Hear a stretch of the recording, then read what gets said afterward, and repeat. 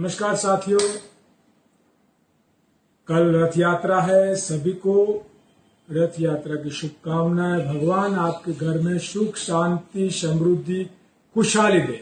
देश में एकता, अखंडता और मानवता इसी तरह बनी रहे और हम सब लोग साथ मिलकर भारत को विश्व गुरु के साथ साथ एक विकासशील देश बनाए। यही शुभकामनाओं के साथ कल रथ यात्रा है।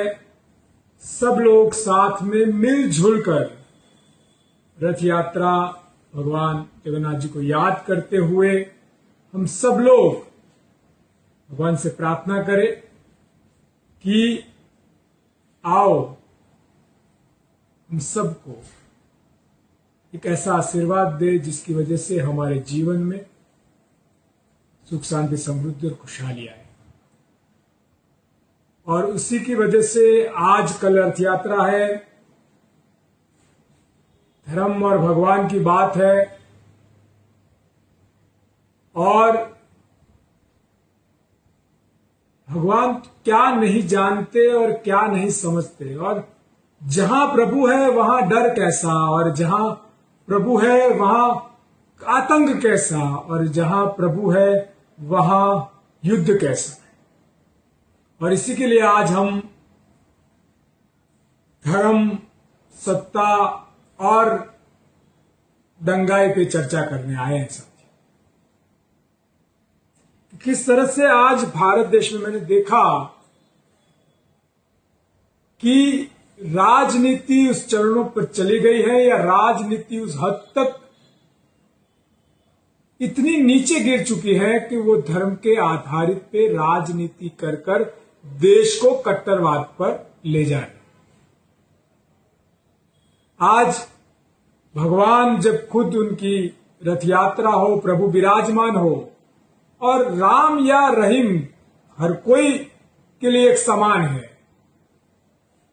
तो फिर पुलिस को इतना बंदोबस्त करना पड़ रहा है। चारों ओर पुलिस लगी है, चारों ओर इतना पूरी तरह से कड़क हिसाब से चेकिंग करना पड़ रहा है। सब लोगों को संभालना पड़ रहा है। सोशल मीडिया पे कोई भी ऐसी किसी बात को लेकर हमें गवर्नमेंट को डिक्लेयर करना पड़ रहा है कि आप कोई भी आपत्तिजनक टिप्पणी सोशल मीडिया पर भी ना करिए। और इन सारी चीजों को देखते हुए मेरे मन में कई सवाल खड़े हुए। और मैं हर बार कहता हूं, जो इंसान इतिहास नहीं पढ़ता उसका कभी कोई इतिहास भी नहीं होता, और जो इतिहास को मिटाकर इतिहास लिखने की बात करते हैं उनका इतिहास कभी लिखा भी नहीं जाता। ये सारी बातें हमें माननी होगी। ये कुदरत, ये न्याय का एक पर्चा है जिसे हमें समझना होगा। ईद पर कौन पत्थर डालने जाता है और रथ यात्रा पर कौन पत्थर या कंकर डालता है, ये सारी चीजों पर आज हम बात करें। कौन है वो लोग? और इसीलिए मैं हर बार कहता हूं कि भारत के हिंदू, भारत के मुसलमान, भारत के सिख, भारत के ईसाई, भारत के बौद्ध, इन सब को कहीं ना कहीं अपने आस पास कुछ चीजें ढूंढनी होगी।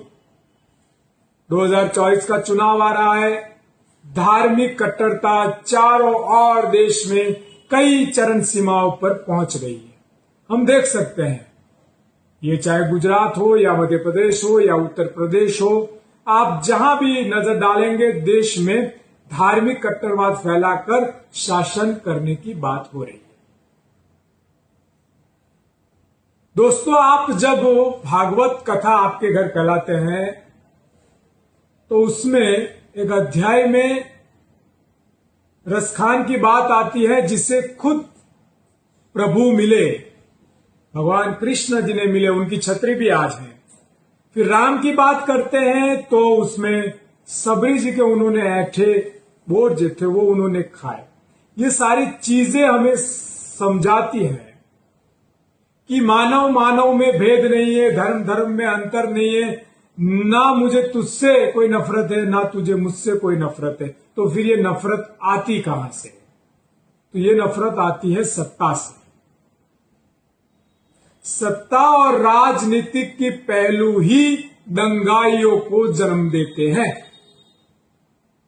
और इसीलिए मैं आपको कहता हूं, कट्टर हिंदू और कट्टर मुस्लिम, कट्टर जो मुस्लिम है या जो कट्टर जो हिंदू है, उन पे नजर रखी जाए कि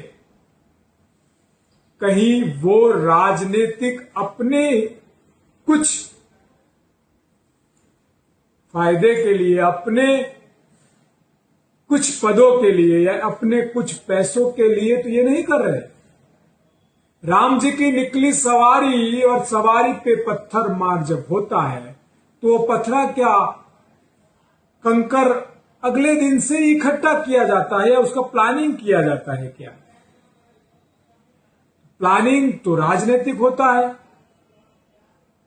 रथ यात्रा निकलती है तब इतनी सारी चीजें होती है, तो वो कौन करता है? तो साथियों, यहां ये सोचने की बात है, क्योंकि मैंने देखा है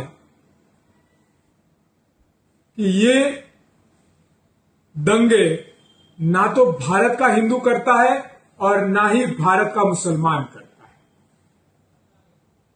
वो चाहे आजादी की लड़ाई हो, अंग्रेज भारत छोड़ो आंदोलन था, तब भी कौन वो लोग थे जो अंग्रेजों के साथ मिलकर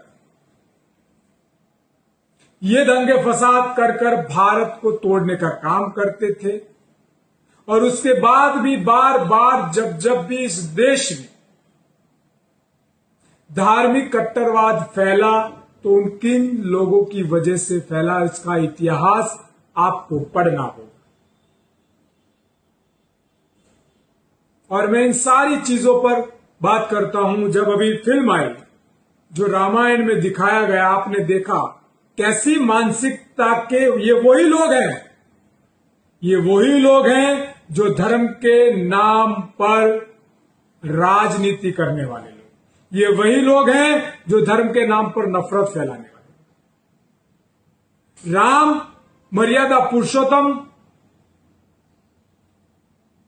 पवन पुत्र हनुमान, आज उन लोगों ने उस रामायण को भी, उस पवित्र पूरे मानव जीवन के संसार का जो संदेश था, उसमें भी टपोरी भाषा का इस्तेमाल किया गया, दंगाई भाषा का इस्तेमाल किया गया। आने वाले नए युग, नए छात्रों को, नए युवाओं को हम कौन सी रामायण पढ़ाना चाहते हैं? जली तेरे बाप की, जला तेरे बाप का, ये पढ़ाना चाहते हैं क्या? कई लोग भारत की बात करते हैं। भारत महाभारत से आया, महाभारत से पहले रामायण हुई, तो रामायण में तो भारत नहीं था।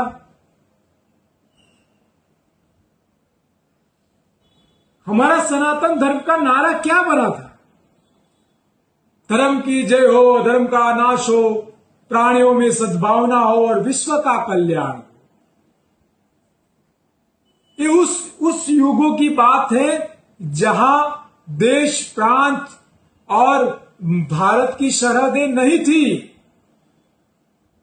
तब मानव को जीने के संदेश की बात थी। मैं एक सवाल आपसे पूछना चाहता हूं और यही संदेश मेरा आपसे है। आप लोग भी अपने गांव में, आपके जो बुजुर्ग हैं, आपके जो बड़े हैं, उन सबके साथ एक मेरा सवाल पूछिएगा कि आपके गांव में आपके जो भी बुजुर्ग लोग हैं उनको पूछना, चाहे वो महाराष्ट्र हो, चाहे वो पंजाब हो, चाहे वो हरियाणा हो, चाहे वो राजस्थान हो, चाहे वो मध्य प्रदेश हो, चाहे वो यूपी हो, चाहे वो बिहार हो या कोई भी, चाहे वो गुजरात हो, कि कौन से पुराने लोग जय श्री राम बोलते थे? राम राम बोलते थे, हे राम बोलते थे, सीताराम बोलते थे। आप चेक कर लीजिए, अगर मैं झूठ बोल रहा हूं आप चेक कर लीजिए। और आज जय श्री राम के नाम पर कुछ लोग दंगाई करते हैं। असत्य पे सत्य की विजय की लड़ाई लड़े थे भगवान राम, पूरी मर्यादा से, पूरे प्रेम से। कभी बजरंगबली क्रोधित नहीं दिखाई दिए, आप उसको क्रोधित दिखाई देते हैं। कभी बजरंगबली अहंकारी नहीं दिखाई दे, आप अहंकार भरते हो। कभी बजरंगबली किसी कौम, किसी जाति या किसी धर्म के आलोचक या विरोधी नहीं थे। कभी भगवान श्री राम राजा थे, 36 कौम उनके साथ बैठती थी, उनके जीवन के पूरा संचार राजा करते हैं, तो 36 कौमों के लिए जिंदा थे। तो राम की लड़ाई तो रावण से हुई थी, तो रावण तो ब्राह्मण था, तो क्या उनकी लड़ाई ब्राह्मणों से हुई थी? क्या राम ब्राह्मण विरोधी थे? राम पापियों के विरोधी थे, अधर्मियों के विरोधी थे। अधर्म पे धर्म की लड़ाई, असत्य पे सत्य की लड़ाई, ये रामायण का श्लोक था। और आज हम उनका नाम लेकर कहीं ना कहीं धर्म, कुरान में कहां लिखा है कि आप किसी धर्म का विरोध करो? कुरान में कहां कहा है कि आप किसी के धर्म पर आतंक करो? कहां लिखा है?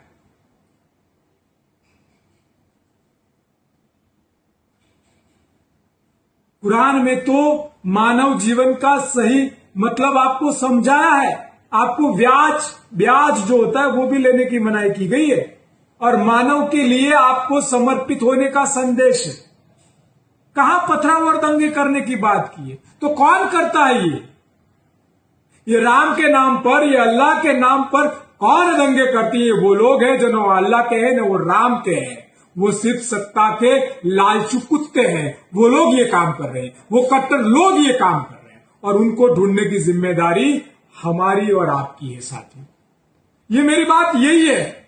मैं चाहता हूं कि जब रथ यात्रा हो, या राम जी का जन्म उत्सव हो, या कृष्ण जन्म उत्सव हो, या ईद हो, या मुहर्रम हो, मैं चाहता हूं उस दिन मेरे देश में कानून व्यवस्था के जो लोग हैं वो उस दिन उस उत्साह मनाने के लिए शामिल हो, उसलिए शामिल ना हो कि उन्हें आप लोग दंगा ना करें, उसकी सुरक्षा करनी पड़े।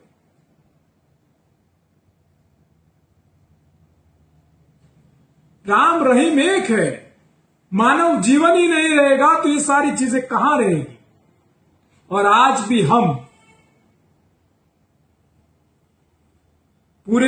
पूरी कानूनी व्यवस्था, जो हमारे पुलिसकर्मी है, वो पूरी तरह से डिप्रेशन में रहते हैं, परेशान रहते हैं, टेंशन में रहते हैं कि कल रथ यात्रा है, कल ईद है, कल मुहर्रम है, कल वो है, कल जन्म उत्सव है, क्या होगा? रात दिन सोते नहीं है, कॉम्बिंग करते हैं। भारत जैसे देश में भगवान के उत्सव, साक्षात भगवान के त्योहार मनाने की बात होती है, तब ये मोहन, क्या हम ये भारत देखना चाहते हैं? मैं विनती करता हूं जो भारत के हिंदू हैं उन्हें, कि हम में अगर कोई कट्टर, धार्मिकता में कट्टरता फैलाकर दंगा करने की सोच रखते हैं, उन्हें पकड़कर हमें ही ठीक करना होगा। और मैं भारत के मुस्लिमों को भी विनती करता हूं कि आपके आसपास जो भी लोग धार्मिक कट्टरता से अगर दंगे फैलाने की सोच रखते हैं, तो उन्हें भी ठीक करने की जिम्मेदारी भारतीय मुस्लिमों की और भारतीय हिंदू की, भारतीय सिख हो या भारतीय ईसाई हो या भारतीय बौद्ध हो, उनकी जिम्मेदारी है। हम सबकी जिम्मेदारी है। हमारे आसपास ही ऐसी कट्टर मानसिकता वाला लोगों को ढूंढना होगा और उन्हें दबोचना होगा। और मैं हर बार कहता हूं, कई बार मैं छात्रों से बात करता हूं तो मैं कहता हूं, कौन सा माता पिता ऐसा है जो अपने बेटे को दंगाई देखना चाहता है, चाहे वो किसी भी धर्म, समाज या किसी भी जाति के। मैं आपको गिनाता हूं कौन सी राजनीतिक पार्टी है जहां पर सभी लोगों का महत्व नहीं है और सभी लोग उसमें राज नहीं करते या उस पद पर नहीं है। फिर आप कौन से राष्ट्र की बात करते हैं? भगवान कृष्ण को तकलीफ नहीं थी रशखान को मिलने में, भगवान स्वामीनारायण को तकलीफ नहीं थी मियाँ जी से, भगवान राम को तकलीफ नहीं थी सबरी से। आपको क्यों है ये तकलीफ? आप क्यों परेशान है? और कुछ अनपढ़ गवार लोग, कट्टर लोग, जो अपने डर को अपने फायदे के लिए, अपने मुनाफे के लिए, अपने सत्ता और पद के लिए अगर आपको डराकर वो कुछ हासिल करना चाहते हैं तो उनसे आप सबको बचकर रहना होगा। और यही बात करने में आपके बीच है। और कंफ्यूज मत होइए, मैं आप सबको कहता हूं, आप सबको इतिहास पढ़ना होगा। अलग अलग युग को अलग अलग तरीके से पढ़िए। राम युग को मुगल युग से मत जोड़िए, मुगल युग को राजा युग से मत जोड़िए, राजा युग को अंग्रेजों के युग से मत जोड़िए, और अंग्रेजों के युग को आप फिलहाल अभी ये आजाद भारत के साथ मत जोड़िए।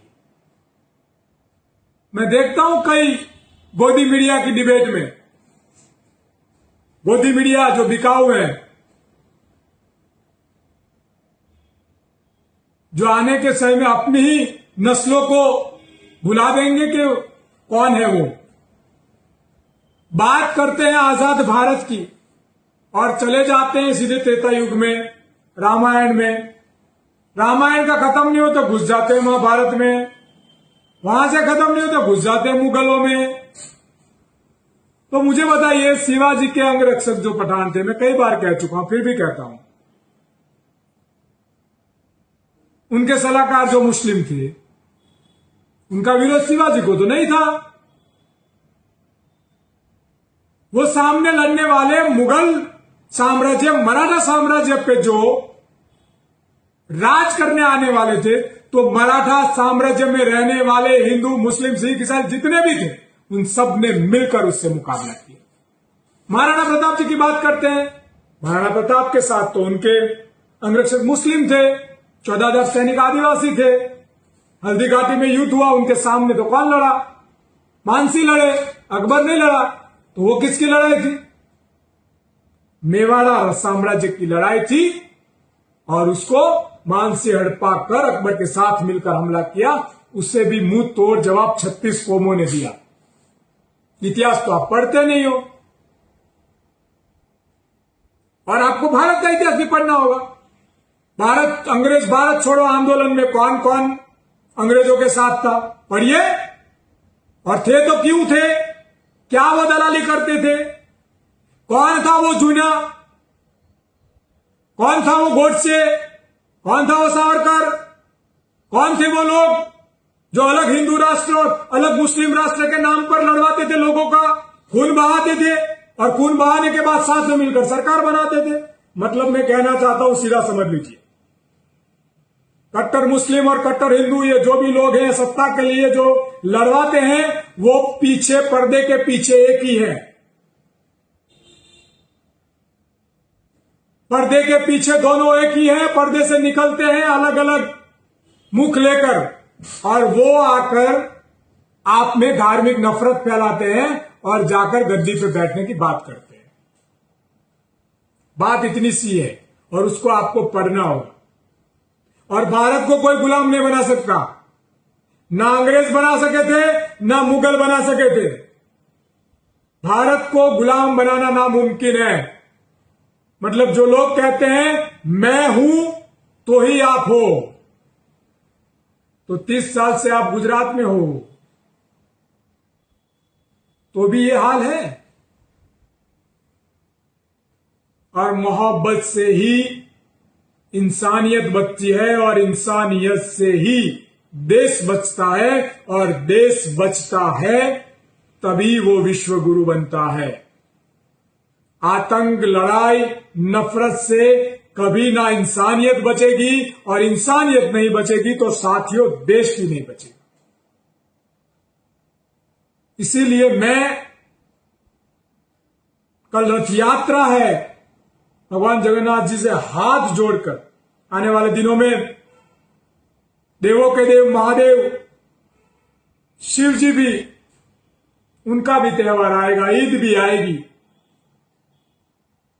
इसलिए मैं राम और रहीम दोनों के साक्षी में आपसे विनती करना चाहता हूं, भारत के हिंदू, भारत के मुसलमान, भारत के सिख, भारत के ईसाई, भारत के बौद्ध, जो भी धार्मिक अलग अलग प्रांत, संगठन, संप्रदाय हैं, उनसे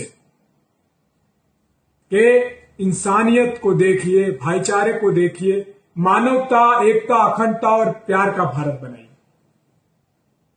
हिंदू राष्ट्र की बात करते हैं, सरदार वल्लभ भाई पटेल ने कहा था हिंदू राष्ट्र की बात करने वाली सबसे मूर्खता वाली बात है, वो लोग मूर्ख हैं।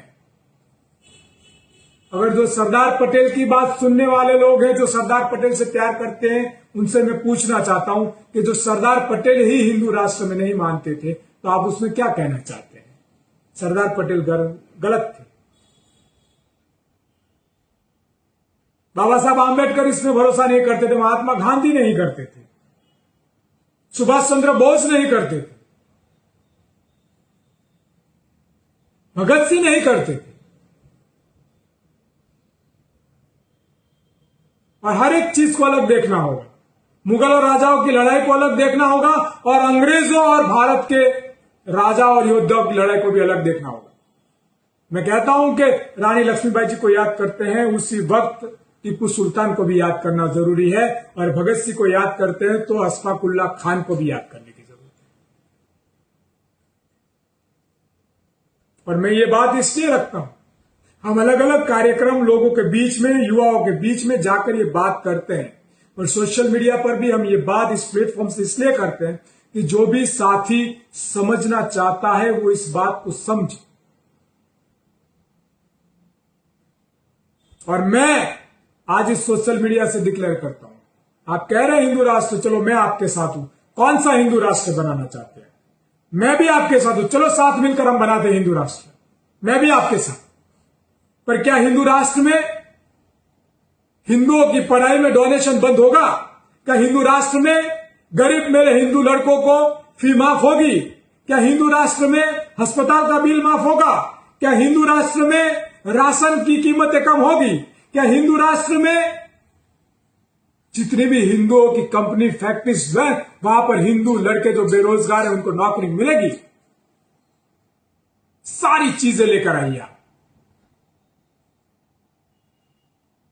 ये बात मैं आपसे क्या करोगे? चलो हिंदू राष्ट्र, पर क्या हिंदू राष्ट्र? आप बताइए ना मुझे। और मैं ये चाहता हूं किसी भी धर्म को क्रिटिसाइज करने से पहले हमारे धर्म में नियमता, शास्त्रों आधारित धर्म को आगे बढ़ाना चाहिए। जो रावण है, जो साधु के भेष में साधु बन के घूम रहे हैं, उन्हें भी हिंदू धर्म से निकालना होगा। जो धर्म को धंधा बनाकर धंधा कर रहे हैं, उन्हें भी धर्म से निकालना होगा। जो धर्म के नाम पर सत्ता हासिल करने के लिए धर्म को कट्टरवाद की ओर ले जाते हैं, उन्हें भी हटाना होगा। सबसे पहले हिंदू धर्म में से ऐसे लोगों को भी निकालना होगा जो धर्म के नाम पर ये सारी चीजें करते हैं। जिस तरह से रावण ने साधु के वेश में आकर मां सीता जी को चीरहरण किया था, उसी तरह से साथियों हमें भी ये ध्यान रखना होगा, कई रावण मानसिकता वाले लोग जो साधु के भेष में, धर्म की आड़ में घुसकर मानवता का चीरहरण कर रहे हैं, हमारा धर्म का चीरहरण कर रहे हैं, हमारी सोच का चीरहरण कर रहे हैं। हम क्या बोलते हैं? पार्वती पति हर हर महादेव, पवन पुत्र हनुमान की जय, सियावर रामचंद्र की जय, राधे कृष्ण हरे कृष्ण हरे रामा राम रामा हरे हरे। आप शास्त्रों के सारे देव उच्चारणों को पढ़िए, समझिए। बजरंगबली कहते थे प्रभु राम, पत्थरों पे लिखा गया था राम, इंसान मरता है तब कहते हैं राम राम सत्य है। राम राम राम सत्य है, राम मानवता है, राम मर्यादा है। मर्यादा पुरुषोत्तम राम की जय। ये आप कहां से लेके आ गए? जय श्री राम, तलवार निकालो, बंदूक निकालो।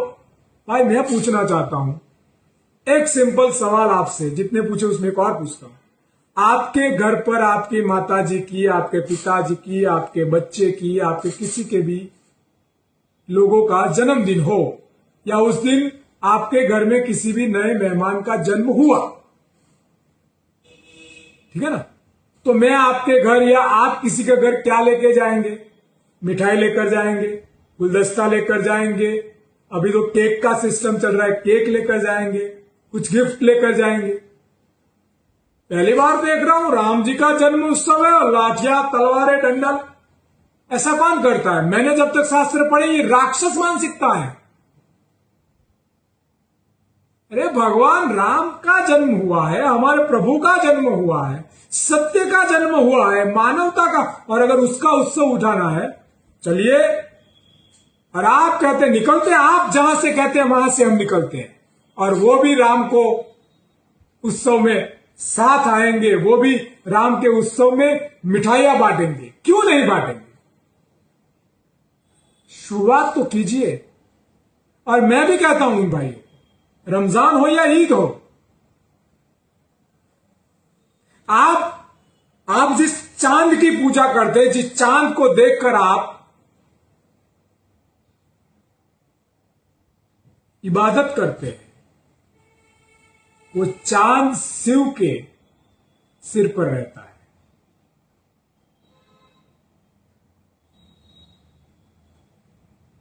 पहरवेश भूषा अलग हो सकते हैं, खाना विचार प्रदान अलग हो सकते हैं, धर्म की भाषा अलग हो सकती है, पर मैंने जब जिस विद्वानों से बात की, गीता की बात की, कुरान की बात की, बाइबल की बात की, गुरुगत की बात की, और मैंने उनसे पूछा कि ये सारे ग्रंथ है, उसका आखिरी क्या मतलब है? ये क्या समझाना चाहते हैं? ये सारे ग्रंथ जो है उसका सार क्या है, क्या कहना चाहते हैं? उन सभी विद्वानों का एक ही कहना था कि इसमें यही बताया गया है कि मानवता से बड़ा कोई धर्म नहीं होता, मानव जीवन ही आपके लिए सबसे बड़ा धर्म है, मानवता से बड़ा कोई धर्म नहीं, और कर्म से ज्यादा कोई फल नहीं। ये सारे ग्रंथ ही कहते हैं। तो आपसे यही विनती करने आया हूं। हम लोग कई मांगों के साथ आने वाले दिनों में निकलने वाले हैं। Bhagat Singh all India youth council, Bhagat Singh के विचारों से मैं कई सालों से काम कर रहा हूं, और आज कई टीम से बात होने के बाद हम इन सारी चीजों को लेकर निकलेंगे। मैं निकलूंगा उन हिंदुओं के लिए जिस हिंदू के पास पढ़ाई के लिए फीस भरने के पैसे नहीं है, और सामने एक मेरा ही हिंदू भाई उसके गले पर चाकू रखकर पैसा भर तो ही पढ़ पाएगा, ऐसे हिंसा कर रहा है, उसे रोकने के लिए। हां, मैं निकलूंगा। जो मेरा हिंदू भाई अस्पताल में पड़ा है, 2-2, 5-5 लाख रुपए उससे मांगे जा रहे हैं, पैसे नहीं है, और उसका परिवार रो रहा है, तो मैं उसी हिंदू भाई के पास जाऊंगा जो अस्पताल चलाता है, उसे कहूंगा कि इसके पास पैसे नहीं है, इसका इलाज कर।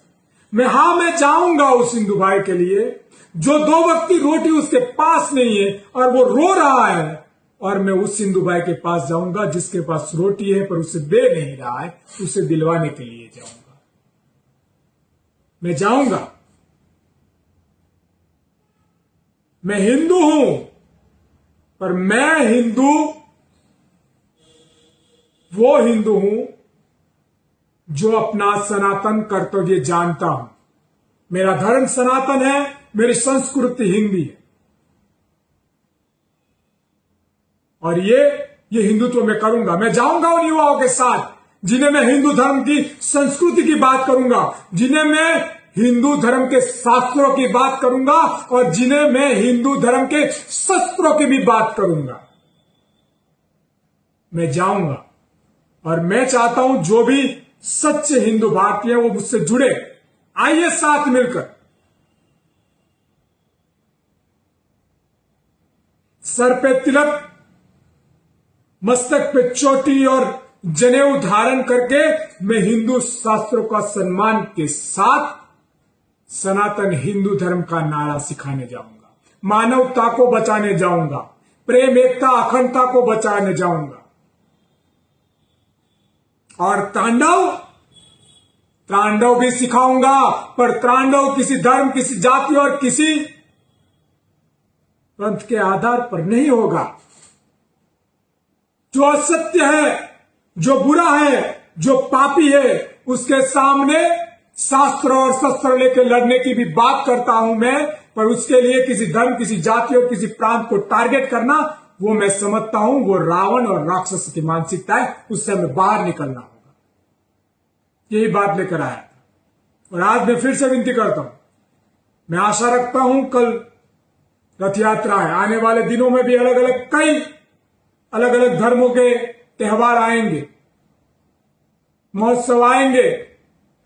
मैं सच्चे हिंदू, सच्चे मुस्लिम, सच्चे सिख, सच्चे ईसाई, सच्चे बौद्ध सबके प्रार्थना करता हूं, सत्ता की आड़ में धर्म का सहारा लेकर नफरत फैलाने वाले आपके आसपास, चाहे वो हिंदू है, चाहे वो मुस्लिम है, चाहे वो सिख है, चाहे वो ईसाई है, चाहे वो बौद्ध है, उसे ढूंढ के निकालो और उससे सही भारतीय होने का एहसास करवाओ। मैं आपसे विनती करता हूं, भारत अपने आप विश्व गुरु बन जाएगा। बस इस भारत से, आजादी से पहले से जो कट्टरवाद फैलाने वाले लोग हैं, उनको भारत का मानवतावादी ग्रंथ को पढ़ाना होगा। उन्हें एहसास करवाना होगा कि भारत प्रेम, एकता, अखंडता और मानवता का प्रतीक था, है और रहेगा। उसे किसी भी कट्टर, किसी भी नफरत फैलाने वाले इंसान ने ना तो उस पर राज कर सका है और न ही राज कर सकेगा। यही बात लेकर आपके बीच में आया था। साथियों, मैं समझता हूं आप इस बात को युवाओं के पास, आप जितने भी लोग हैं उन तक पहुंचाएंगे। किसी को मेरी बात अच्छी भी लगेगी। जो कट्टर लोग हैं, जो कट्टर हिंदू है, कट्टर मुस्लिम है, जो कट्टर है, उनको मेरी बात बुरी लगेगी, लगने दे, मुझे उनकी परवाह नहीं है। पर जो सच्चे भारतीय हिंदू, मुस्लिम, सिख, ईसाई जो है, उनसे मैं विनती करता हूं कि हमारे युवाओं को ये सबसे ज्यादा समझाना जरूरी है कि हमें इस देश को एकजुट करना होगा। लाइव आने का मेरा यही सबसे बड़ी वजह थी। जब भी मैंने देखा, और ये जो मूवियां आ रही हैं उसका स्टडी भी कीजिए। ये सारी राजनीतिक मूवियां हैं। जितनी भी मूवियां आई है राजनीतिक मूवियां आ रही है। मुझे एक बात बताओ, जो भी पुराने लोग हैं सब लोग जानते थे, पहले थिएटर में 500 करोड़ का धंधा हो गया, 150 करोड़ का बिजनेस हो गया, 200 करोड़ का। जितने भी लोग लाइव में देख रहे हैं, अपने दिल पर हाथ रख के अपने धर्म की सौगंध खाकर सोचिए और पूछिए। जो नए युवा है वो अपने बड़ों से पूछिए, जो बड़े हैं बुजुर्गों से। पहले सिनेमा हॉल में टिकट लेने के लिए लाइन में खड़ा होना पड़ता और ब्लैक में मिलती थी। आज मूवी की टिकट मुफ्त में मिल रही है, साथ में पॉपकॉर्न फ्री दे रहे हैं। समझ में आ रहा है? और फिर भी वो मूवी करोड़ों में जा रही है। पैसे किसके हैं? कौन लगा रहा है? कौन मुफ्त में दिखा रहा है? कौन प्रचार कर रहा है? पहले मूवी में कोई बीच में आ जाता था, लोग चिल्लाते थे, बैठ जा बैठ जा। आज मूवी से पहले नेताजी स्क्रीन पे आते हैं, आपको कट्टरता का एक छोटा सा भाषण देते हैं, अपना चेहरा प्रचार में लगाकर चले जाते हैं और फिर आपको मूवी दिखाते हैं। क्या चुनाव में 2, 4, 5, 10 करोड़ का खर्चा अब सीधा मूवी में कन्वर्ट हो रहा है क्या? चुनाव का प्रचार मूवी में हो रहा है क्या? सोचना। दिमाग आपका है, सोच आपकी है, समझता हूं सब समझदार है, समझ जाएंगे क्या हो रहा है। अगर मूवी सही है, मूवी रियल है, तो लोग जाएंगे, देखेंगे। और इतनी ही मूवी है, सरकार आपकी है, सत्ता आपकी है, फ्री कर दो, सबको टीवी पर फ्री दिखाने का आदेश कर दो, लोग घर घर देख लेंगे। समझ में आ रहा है कुछ? पूरी रामायण बन गई, किसी को दर्द नहीं हुआ। कहां गए वो धर्म के ठेकेदार, कहां छुप गए? जहां मेरे साक्षात प्रभु राम का अपमान हुआ, जहां मेरे पवन पुत्र मेरे बजरंग बली का अपमान हुआ, कहां छुप गए? सेंसर बोर्ड सरकार का, करने वाले सरकार के, दिखाने वाले सरकार के, फिर टिकट बांटने वाले सरकार के, तो फिर वो हिंदुत्व कहां चला गया? सोचने जैसी बात है। लोगों में ज्यादा विरोध हुआ, डायलॉग बदलने की बात की, मूवी रिलीज हो गई, कई फोनों में, कई यूट्यूब पर, कहीं पर लग गई। अब क्या डिलीट करोगे? अपमान तो कर दिया, केस दाखिल होना चाहिए, बनाने वाले को जेल में डालना चाहिए। हिंदू राष्ट्र, हिंदू भारत में हिंदू देवी देवताओं का अपमान कौन कर रहा है? ये सारी चीजें मैं आपको सोचने के लिए कह रहा हूं, ठीक है ना? सोचिएगा। इसलिए ये सारी चीजें मैं कह रहा हूं। अभी भी 2024 आ रहा है, होगा। नल, पानी, हॉस्पिटल, बॉटल, ऑक्सीजन, पढ़ाई लिखाई की तो बात नहीं है, तो बात किस पे है? हिंदू मुस्लिम पर। समझिए, ना आपका घर कोई लूट लेगा, ना आपके घर में कोई घुस जाएंगे। डर से बाहर निकलिए। कुछ लोग भगवान के नाम पर, कुछ लोग तांत्रिक बांत्रिक के नाम पर, और कुछ लोग सत्ता की सियासत पर बैठकर आपको सिर्फ डरा रहे हैं। मैं नहीं हूं तो इस जगह पर बहुत ही बड़ा राक्षस है, वो आपको खा जाएगा। अंग्रेज नहीं खा पाए, मुगल नहीं खा पाए, डाकू नहीं खा पाए, आतंकी नहीं खा पाए, तो इस भारत को अब कौन खा पाएगा? मैं चाहता हूं कि भगवान कृष्ण और रसखान को भी पढ़ा जाए और राम रहीम को साथ लेकर सुंदर भारत बनाया जाए। यही विनती करने आया। मेरी बात किसी को बुरी लगी हो तो मैं क्षमा चाहता हूं। और साथियों, जो सही है वो सही है, उसे कोई बदल नहीं सकता। हम नहीं बदलेंगे, हम नहीं बोलेंगे। हम अगर उसको ठीक नहीं करेंगे तो धार्मिक आधार पर कहता हूं, कुदरत के चक्कर से कोई भी बच नहीं सकता। मैं समझता हूं कर्म आधारित ही जीवन होता है। हम सब भी अपने जीवन का सही कर्म करें, जिसकी वजह से ऊपर जाकर अगर वो भी पूछे कि बंदा तू नीचे क्या करके आया, तो हम कह सके मानव जीवन को या मानवता को जिंदा रखने के लिए मानव धर्म की लड़ाई लड़के आया। वंदे मातरम। भारत माता की जय। हर हर महादेव।